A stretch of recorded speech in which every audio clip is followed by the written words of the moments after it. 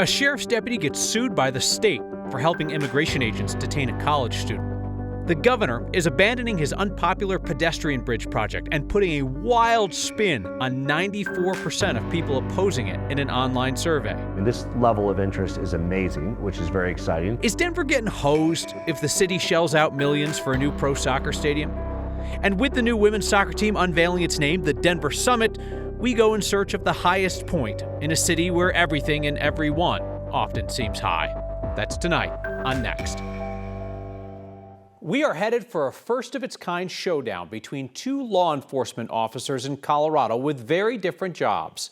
The state's attorney general is suing a sheriff's deputy in Mesa County, essentially saying that this deputy tried to freelance immigration enforcement to turn a college student over to ICE in violation of state law. Our Angela McCall has the story. It was a traffic stop that shouldn't have been more. Give me a couple minutes to look this over and then I'll get you going, okay? On June 5th, a Mesa County deputy pulled over 19-year-old Utah student Caroline Diaz-Goncalves, originally from Brazil. You can see the moment he snaps a photo. Unbeknownst to the driver, the sheriff's deputy took a picture of her license, uploaded it, along with personally identifying information, to a signal chat. This signal chat included federal law enforcement engaged in immigration work. Attorney General Phil Weiser says Deputy Alexander Swink violated state law by sharing her personal information for immigration enforcement. Where are you from? You got a little bit of an accent. And by questioning her about where she was from. Federal immigration enforcement is the job of the federal government, not Colorado law enforcement. The AG's office today filed this lawsuit against Swink under Senate Bill 276, a civil violation for sharing personal information for ICE enforcement. Not only that, he also helped federal officers locate her. He stalled the driver in his patrol car while the federal officers were en route to the incident. And then he told the federal officers, after he released the driver, what direction she was traveling in. Weiser says on the chat, federal agents joked Swink would get an award for how many times he's helped them. And the concern is to what extent is this part of a pattern of activity that may require a broader response than simply one single officer. Weiser says this deputy should have never led her to federal agents, but he did. And now Diaz-Goncalves has to fight an immigration case over something that shouldn't have happened in the first place. I do believe this situation puts a face on what sometimes is not acknowledged as the consequences of an overreach of Colorado law enforcement engaging in immigration work. This case is a clear reminder that there can be real harms to people and their lives. The AG's office is not done investigating, according to Weiser. We talked about other possibilities of different laws that may have been violated as part of this, but right now they're just looking at that one singular Senate Bill 276.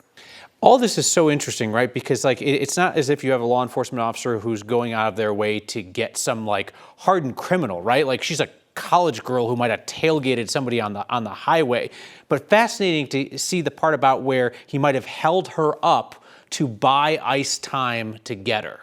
Yeah, we know, Phil Weiser's talking about 276, but there's also Senate Bill 131 and other bills that, for instance, restrict law enforcement from having detainers or holding people for longer than necessary. So we're wondering, was that violated? Also really important to note here, Kyle, as well, that Weiser says this was not the first time that he shared information for ICE enforcement. And so we're curious to know how many times this has happened in the past. Mm-hmm. And he's also investigating the other people that were on this group chat that was part of Signal as well. Right. Is it unusual that it happened, or is it unusual that we found out that it happened? Right. Angela McCall, thank you very much.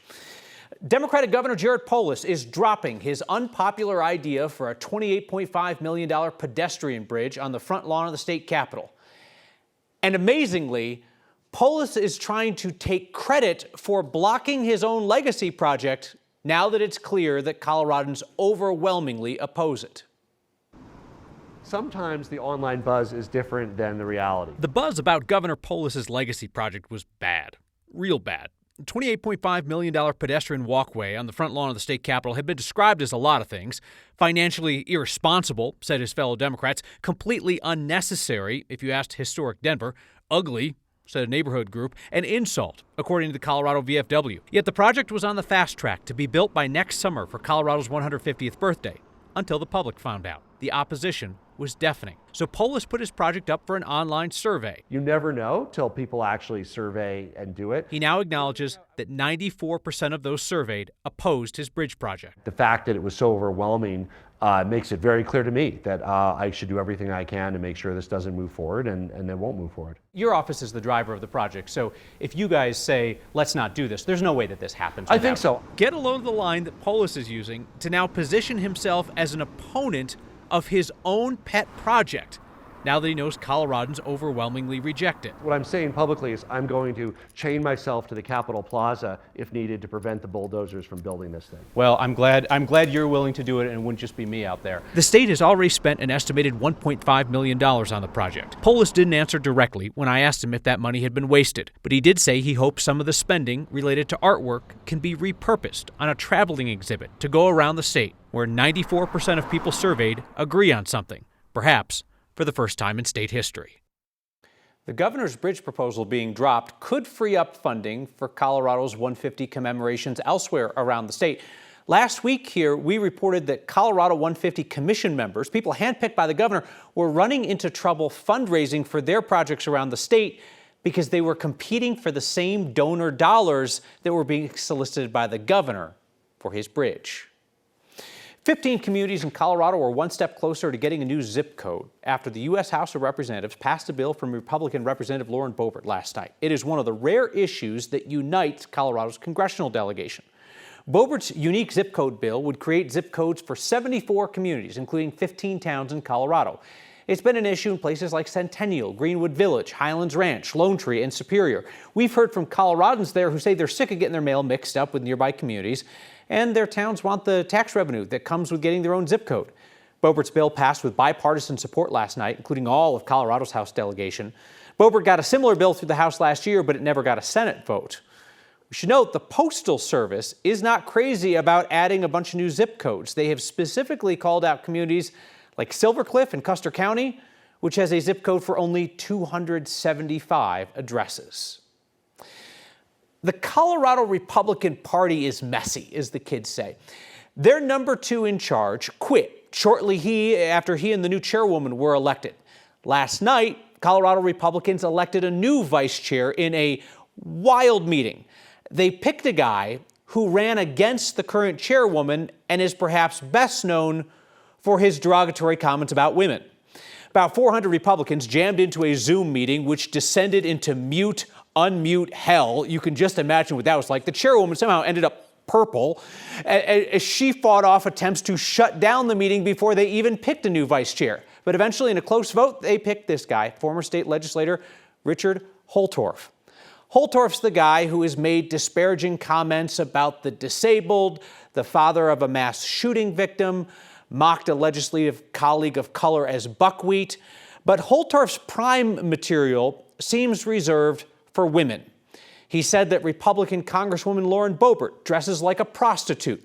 And Holtorf once gave a floor speech about the various beautiful women he's impregnated in his lifetime, explaining how one of them got an abortion to live her best life, later saying on this program he didn't grasp the disconnect between supporting his girlfriend's abortion but opposing abortion rights for other women.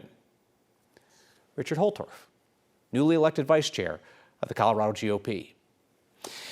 Denver's women's soccer team now has a new name, Denver Summit FC, and they're on track to have their own new stadium built just for them, with Denver taxpayers funding the surrounding infrastructure. Our Spencer Soysher looked into whether a standalone stadium like this is unusual for a team in that league.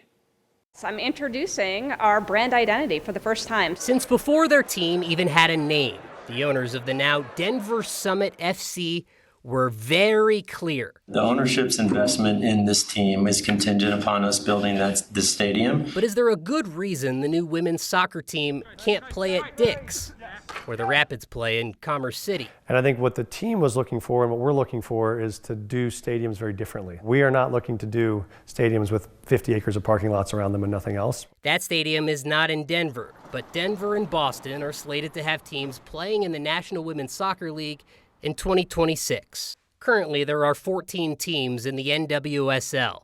11 of them share a stadium with a men's MLS team already in their market. 2 NWSL clubs don't have an MLS team nearby to share with: the North Carolina Courage in a Raleigh suburb and Racing Louisville FC in Louisville.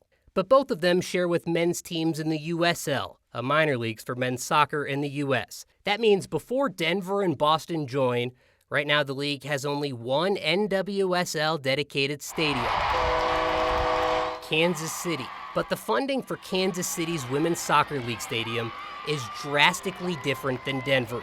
Kansas City's owners paid $117 million for this stadium that opened last year.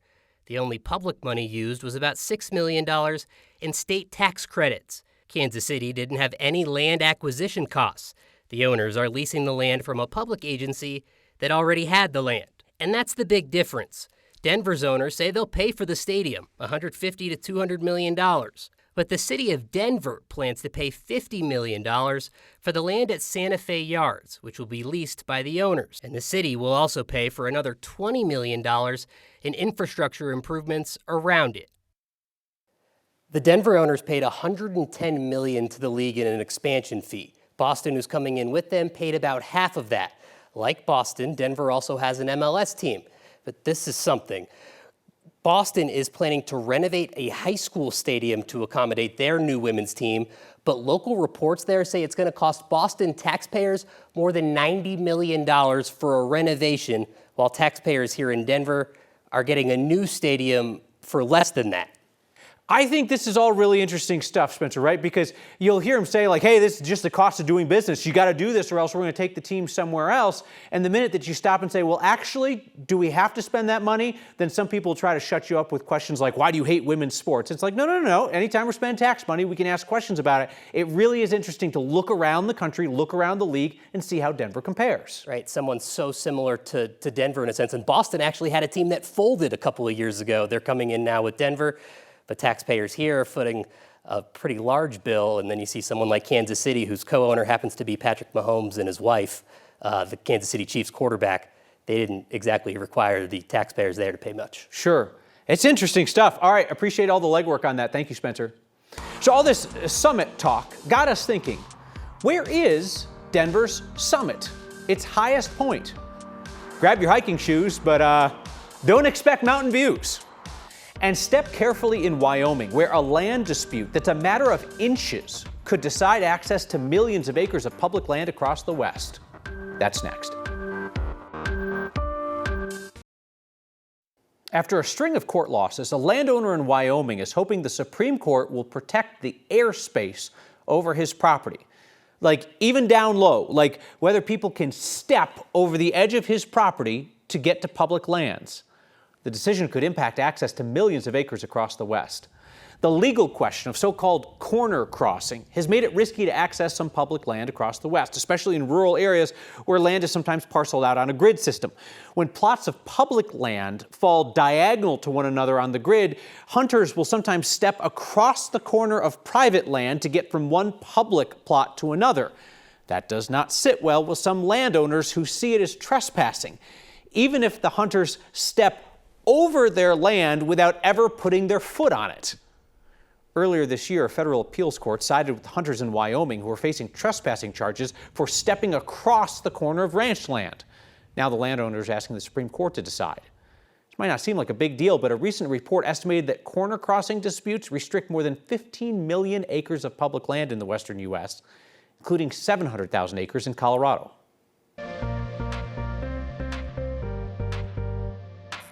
Hello, I'm tracking some slow-moving thunderstorms that could produce a localized flooding threat. We're already seeing that over the South Metro, where some areas have already picked up 1 to 2 inches of rain. In Lincoln and down toward Ridgegate Parkway, if you're headed south out of Denver, down to the Castle Rock area, be prepared. Temperatures have cooled off thanks to the rain and cloud cover after a high of 91 today. A plume of moisture streaming northward into the state has produced the flash flooding threat across the Cameron Peak Scar.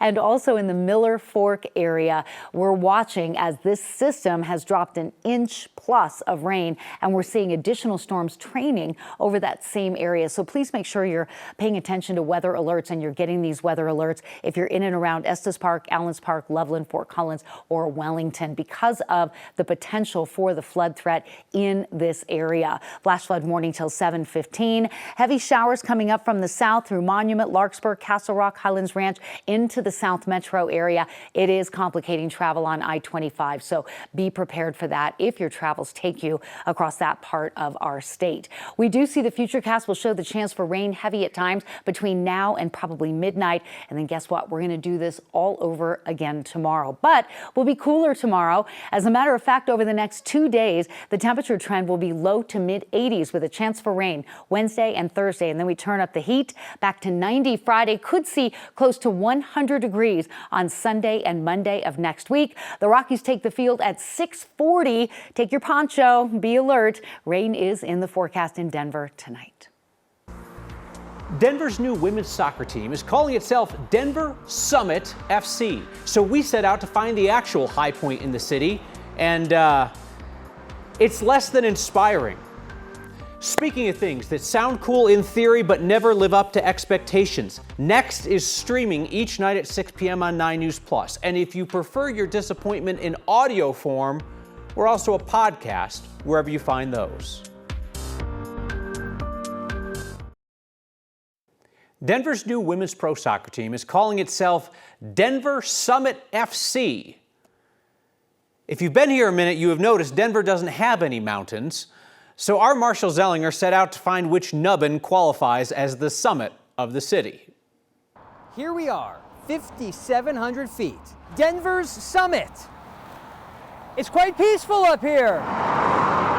Now, before you think, there's no seat there where you're at, Marshall. Wait. Check out this fence in someone's backyard. That's a high point. And if you go beyond Jefferson County and beyond Douglas County, way out there in the distance, which is not Denver, there's some summits out there. There's even a website dedicated to Denver High Point, where people can notate that they have made the ascent up Denver's summit. Take it from me, no need to put on hiking boots, no need to be casual. Just come out a little north of the intersection of Bellevue and Kipling, and you too can say, I've done the Denver Fiver. For Next, I'm Marshall Zellinger. I feel like the utility markings on the sidewalk, Marilyn, really make it kind of scenic at the summit. I want to check it out. It's nice, yeah. We should do a weekend hike. Yep, get the hiking boots Exactly. out. We could do it yeah. in roller skates. Oh, wait, too soon? Too soon. That's how she busted her wrist. We all remember that, folks. Back with the high point of this program, your feedback next. Feedback tonight from Shirley, who says, thanks to Spencer Soysher for his report on women's soccer stadiums in the U.S. Shirley writes, very informative and clearly presented.